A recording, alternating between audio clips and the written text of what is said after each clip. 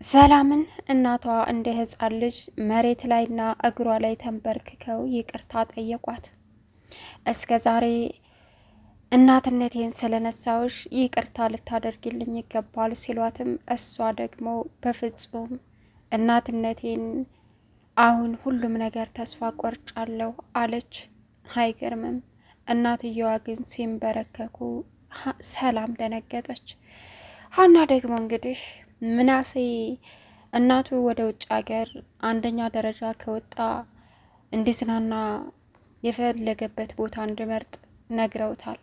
ያንን በተመለከተ አባትሽን ላሳክምልሽ፣ ብሩ አባትሽን ሙሉ ለሙሉ ላያሳክም ይችላል፣ ግን አንቺ እንደምታስቢው ትንሽ ብር አይደለም። የትም ቦታ ሄጄ ከማዋክነውና አባትሽን ላሳክምልሽ ብሎ ጠየቃት። ሀና በጣም ተናደደች። አባቴ የኔ ብቻ ነው፣ ማንም ሰው በእኔና በአባቴ ጣልቃ ገብቶ ሊረዳኝ አልፈቅድም።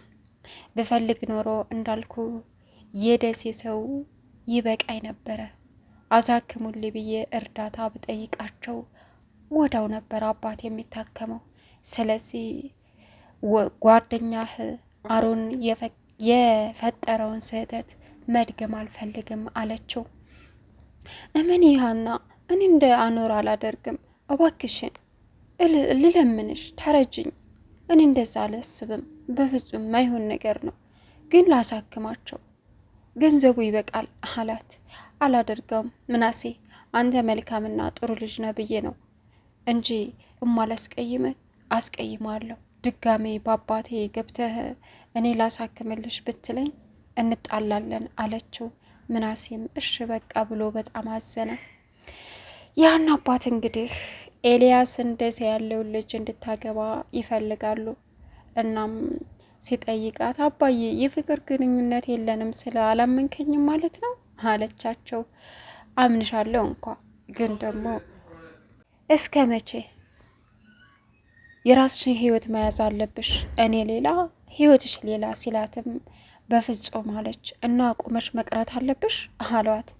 አባቴ እኔ አንተን ለማዳን አይደለም እዚህ እድሜ ዘመኔን ቁሜ ብቀር ቦታ የለኝም፣ አንተ ብቻ ደህና ሁንልኝ አለች። ሰላም ውድና የተከበራችሁ የቻናል ቤተሰቦች እንዴት ናችሁ? ልጅ ሰላማችሁ ይብዛልኝ። ለዚህ ቻናል አዲስ የሆናችሁ ሰብስክራይብ እያደረጋችሁ ቪዲዮውን እስከ መጨረሻው ተከታተሉ። ኖላዊ ቀጣይ ፓርት ይዘን መጥተናል ማለት ነው። ላይክ ብቻ ሰብስክራይብ አድርጉ። እንግዲህ ሀና በአባቷ ጉዳይ የማትደራደር ማንም ሰው ልርዳሽ ብሎ ቢጠጋት እንኳ የማትፈቅድ ልጅ ናት። እናም አኑሮን እሺ ያለችው ባለፈ ምናሴ ስለተጫናትና ጥሩ ልጅ ነው ስላላት ነበረ። አኑር ደግሞ እንዳልተጠበቀ ሆኖ ነው። እናም ምናሴ ይቅርታ ልጠይቅሽ አላት። ምን አጥፍተህ ምን አድርገህ ስትለውም አይ ባለፈ አኖር ስላስቀየመሽም በሱ ቦታ ሆኜ እኔ ልጠይቅሽ፣ ምክንያቱም እኔ ነኝ እንደዛ ላደርግ የቻልኩት አላት። ከዛ እሷም አይ ምንም ችግር የለውም ተነጋግረን ጨርሰናል አለችው።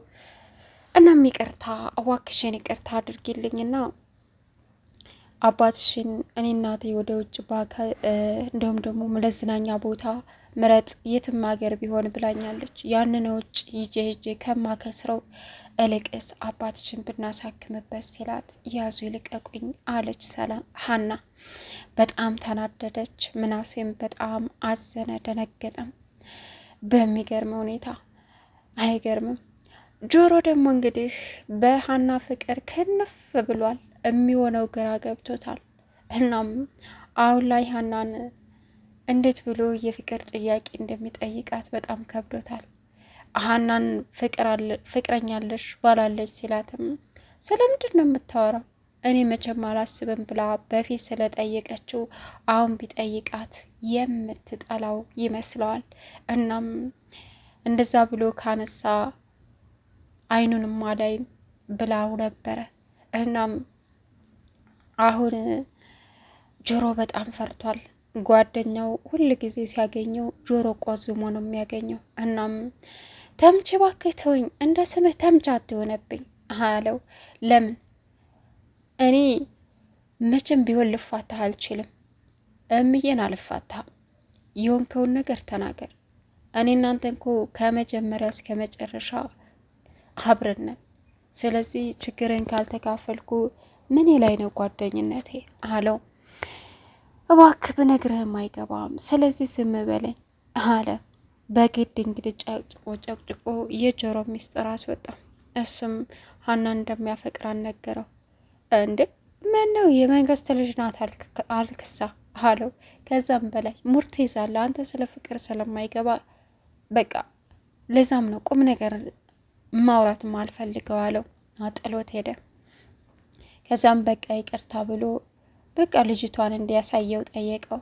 ሀና ከስራ ቦታ ወደ ስራ ቦታ ስትገባ ጠብቀው ልጅቷን ሲያሳየው እንዴ ይቺ ሰው ናት እንዴ አለው። ማለት አለ ማለት መልአክ እኮ ነው የምትመስለው አለ። አዎ ብዬ ነበር እኮ ይቺ ናት በቃ።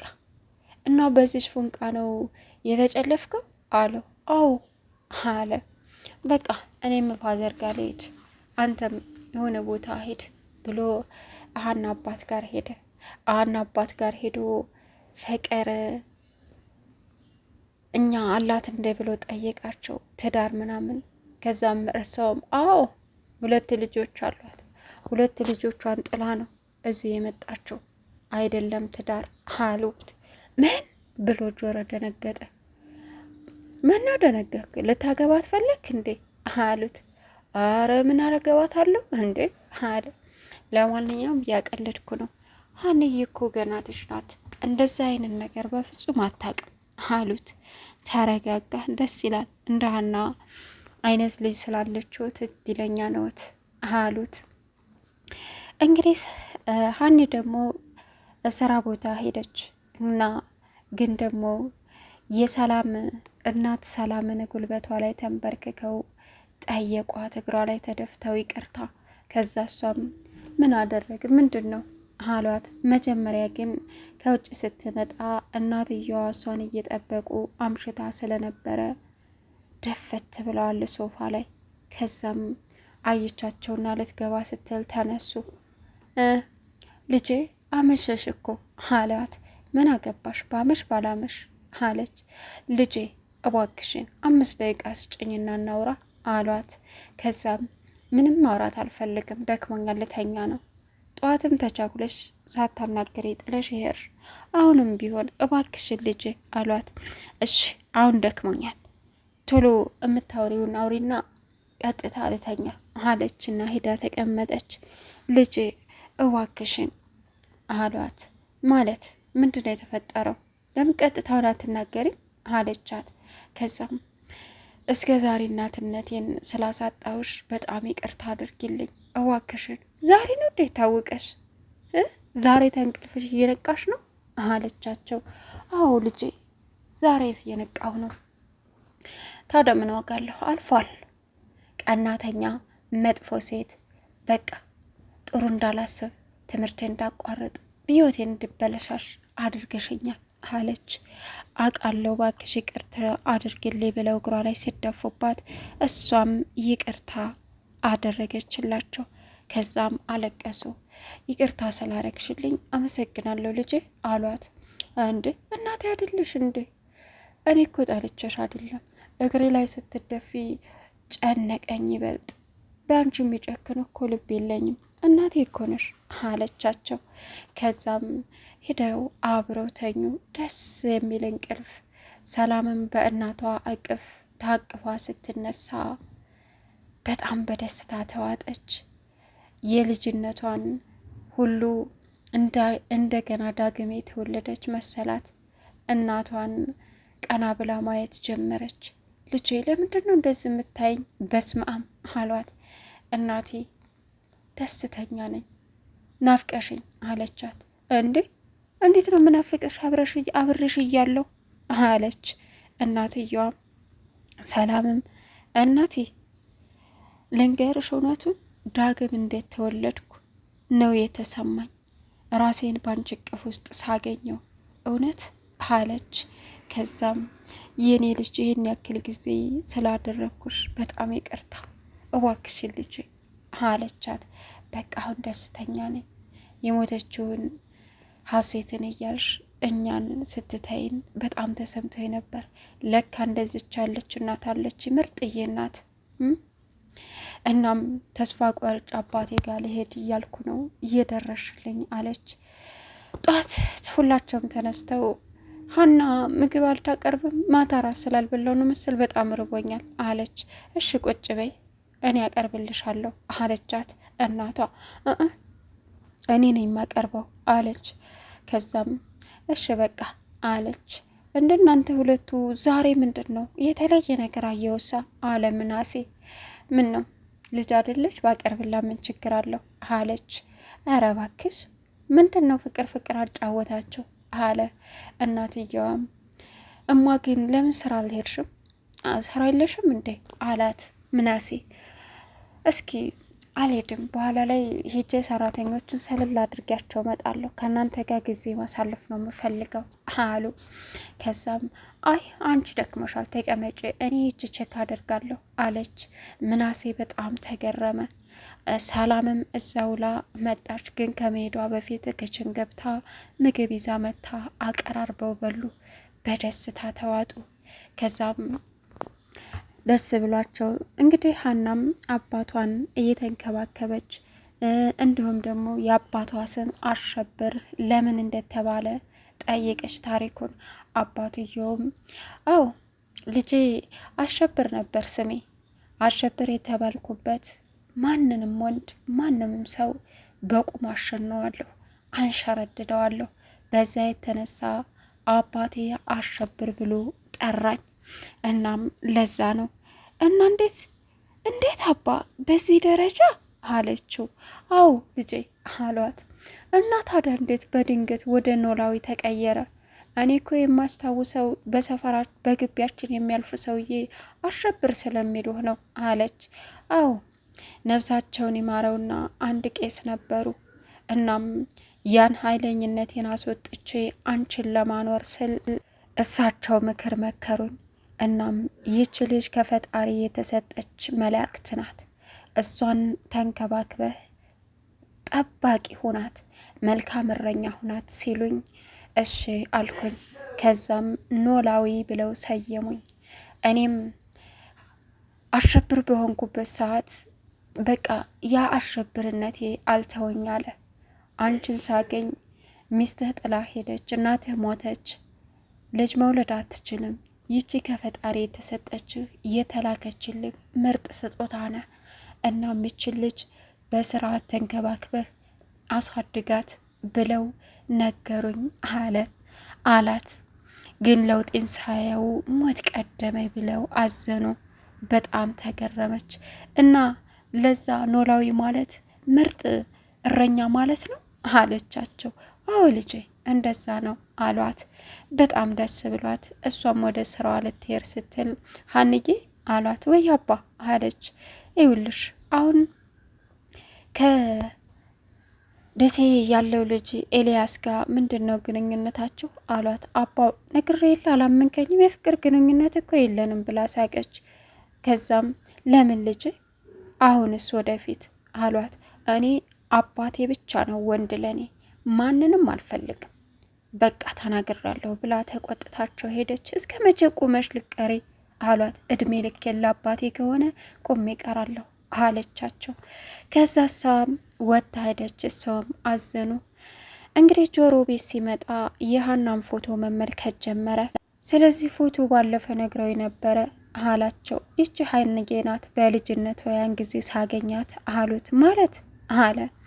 ይኸውልህ ሀንዬ ተአብራኬ የወጣች ልጅ አይደለችም፣ ግን አክሱም ሐውልት ሄጄ አገኘቻት ነው። እናም ተፈጣሪ የተሰጠችኝ ስጦታ ናት። ያን ጊዜ በ5 ወይ 6 ዓመቷ ነው። እናም ሐኪም ቤት ይዤ ሄጄ ዘመድ እኔ ነኝ የሚል ጠፋ። መንግስት እንዳሳድጋት ፈቀደልኝ አለው።